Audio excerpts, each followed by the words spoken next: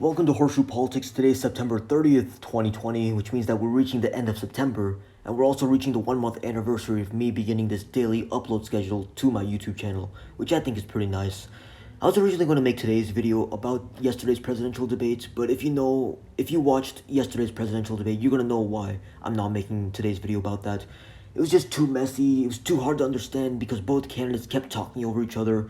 80% of the time, the debate was completely incoherent because of the fact that both candidates kept interrupting each other. I feel bad for Chris Wallace for having to deal with all of that, but I'm not going to be talking about that in today's video. I already talked about the debate in yesterday's video and what I thought the debate would be like.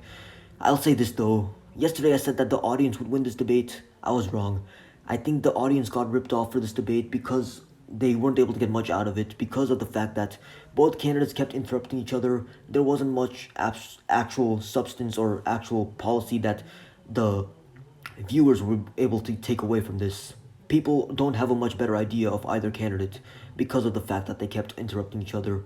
That's just my thoughts on the debate yesterday. I'm not going to be making a video about that. I just wanted to clear that up, but let's get into today's video now, which is about my predictions for the outcome of the 2020 House elections.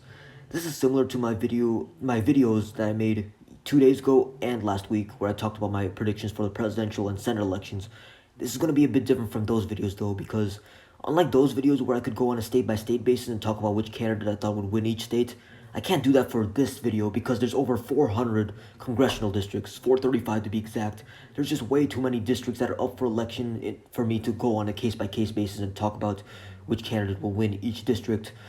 Each district, all 435 of them, they're up for election every 2 years. Unlike the Senate that only has a third of the Senate seats up for election each election cycle.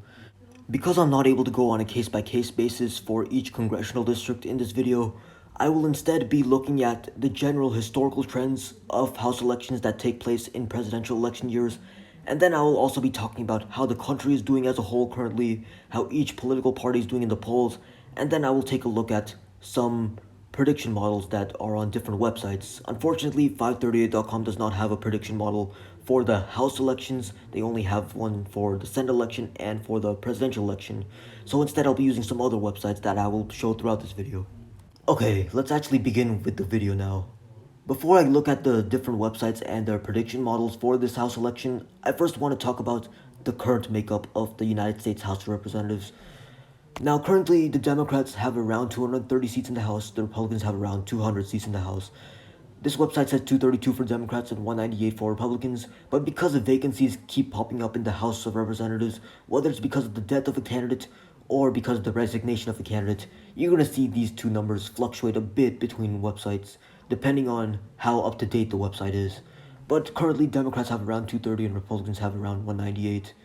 So, I also need to talk about the one independent candidate that you see on screen. It says here that this guy is an independent, but he's really most likely a libertarian. He might be an independent, but it's not really clear as of now. This guy is Justin Amash. He originally got elected to Congress as a Republican, but just last year he switched to the from the Republican Party to be an independent. Then earlier this year, he originally planned to run for president in the Libertarian Party, in the Libertarian primaries, then eventually decided against that. But here's the thing though, he actually switched parties from independent to libertarian. The question now is he still a libertarian or is he now independent? That I am actually not sure about. That's what I just talked about. I wasn't sure if he was independent or libertarian. He might be independent, but he might still be libertarian. That doesn't matter though. Here's why. He is not up for re-election. Justin Amash decided that he's not going to serve in the House again after this Congress session. He's going to retire after this election season. So starting in January of 2021, you're not going to have any independents or any third-party candidates serving in Congress, because the person who fills this congressional seat is almost certainly going to be either a Republican or a Democrat. No more independents, no more third parties. I don't know what to think of that exactly. It's kind of disappointing, to be honest. I'm generally pro third party. I'm generally in favor of there being more options for people to vote for. So it's kind of disappointing that there's no more third parties in the House, but the system, like I've talked about on this channel, the election system, it's rigged against third parties to begin with because of the system where winner takes all. Because if you vote for a third party candidate, you're taking away votes from the main two candidates. I've talked about this on this channel before. I plan on making an entire video over it, but I kind of got sidetracked just now. Let's get back to the main video. Let's go to this model now. This is the first model I'd like to talk about in this video. It's the Cook Political Report model. This website's yapms.com, by the way. I've used this website many times in my videos. It's a good model, it's a good website, sorry, for making your own prediction models and showing them to other people. yapms.com, that's the website. But this model, the Cook Political Report model, it shows that Democrats have 219 seats leaning towards them, while Republicans have 193 seats leaning towards them. Republicans also have 162 safe seats, while Democrats have 181 safe seats. So what this means is that Democrats overall have a much better chance of winning a majority in the House. That's because they're starting out from ahead. Democrats have a majority in the House, unlike in the Senate, where Democrats are starting out from behind. The other thing is that Democrats as a whole are doing much better in the polls this election season than Republicans are, which will definitely help out the Democrats a lot come election day. The next thing I want to look at is the 2008 U.S. House of Representatives election results. Here, Democrats started out with around 230 seats, 236 to be exact. Republicans started out with around 200 seats, 199 to be exact. But here, Democrats gained 20 and Republicans lost 20.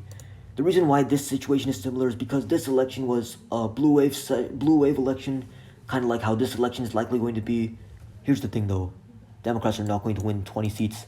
This country is far too polarized for Democrats to get a 20-seat gain.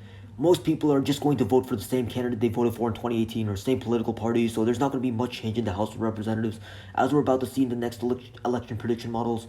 20% of the country is in the middle, while 40% support Democrats no matter what, and 40% support Republicans no matter what. So at most, you have 20% of the population that's willing to switch between political parties, but most of the country is just going to vote for their preferred political party no matter what. That's just how polarized things are. Think of that how you will, but that's the reality. Same thing with the presidential election. You're not going to have a landslide like Obama did in 2008 against John McCain. Biden will likely win, but not by that much because of how polarized the country is. Most people are going to vote for the same candidate they did in 2016, same political party, I should say, at the presidential level. Most Trump supporters will vote for Trump again, most Biden supporters will vote for Biden again. That's just how it is. Now I'm going to look at this model. This model is electionprojection.com, and like the name suggests, they give their projections for upcoming elections. Now, currently, Republicans have around 200 seats, Democrats have around 230, like I said earlier. This number, like I said, is a bit different from the other website, the YAPMS number. There's a reason for that, though. It's because this number, this doesn't factor in the vacancies that are currently in the House of Representatives. Instead of factoring in the vacancies, this model just assigns the vacancies to the political party that last held those congressional seats. I don't know if that's the right thing to do. I think they should factor in the vacancies, but they didn't. But let's actually look at what matters, the projected seats. This model predicts that Democrats are going to have 239 seats, while Republicans only have 196 seats, meaning that Democrats gain 6 seats while Republicans lose 5. Now, that means Democrats are still going to have a net gain, but not by that much. This goes along with what I said, though, earlier, where I talked about how polarized this country is. Most people are just going to vote for whoever they voted for in 2018, whichever political party. As a result, almost every congressional seat throughout the country is going to be owned by the same party as before this election because of how polarized the country is. You're not going to have much change in the House. Republicans will still have a bit over 200, around 200, a bit under 200 actually, while Democrats will have around 230, but a bit more than 230 now. Let's go to this other website now. This website is economist.com. projects.economist.com/US 2020 forecast/house for the exact URL. This website actually gives Democrats a really high chance of winning a majority in the House of Representatives, 98% chance. That's even higher than I would have predicted. I would have predicted like a 95% chance of Democrats maintaining a majority, but they give 98% chance to Democrats and 2% chance to Republicans. They also give the projected range for number of seats. This is the lower bound and the upper bound for both parties, and the lower and upper bounds for the percentage of seats in the House. Now, this is around what I would expect. This is kind of what the other model was saying. Democrats are going to win at least 220 seats no matter what, meaning they're almost certainly going to win a majority in the House. Let's actually go to the exact number of seats that this model predicts. They predict Democrats are going to win 241 seats and Republicans are going to lose a few seats and keep 194 seats in Congress. So this is almost the same as the other prediction model, but this is a couple seats off. The other one said Democrats would have 239 to Republicans 196, but this says 241 and not 194. It's a bit off, but mostly the same. I thought this bell curve on this website was also interesting. It shows the probability of each political party keeping a majority or having a certain number of seats in the House. And because most of the bell curve is shaded in blue, that shows that Democrats are almost certainly going to keep a majority in the House. This is the chance that over here at the far right, this line is the chance that Republicans win 228 seats, while over here is the chance that Democrats win at least 228 seats. And then as you go further to the left, that's the chance that Democrats win more seats. Further left means Democrats win more seats, further right means Republicans win more seats. But the 218 line, which is the median line, that's all the way to the right of this curve because of the fact that Democrats are almost certainly going to win a majority. Then you also have this map here, which talks about each individual congressional district, which is represented by a dot on this map. Most of these dots are either solid blue or solid red because most of them are going to be safe seats for one candidate or the other.